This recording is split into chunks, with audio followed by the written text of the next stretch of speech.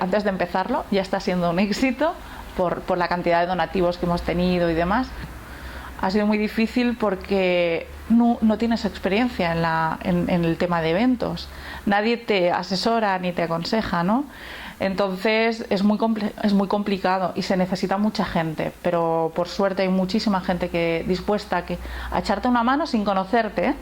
Hemos tenido gente que nos ha hecho donativos para la rifa, que no están implicados en nada de la asociación, simplemente se enteraron y dijeron, pues voy a mover mis hilitos a ver qué, y me han conseguido pues camisetas, un balón del Real Madrid firmado, una noche de hotel. Esto una persona única, ¿eh? Es decir, una persona de Zaragoza que se enteró del evento y nos ha ayudado con todo esto.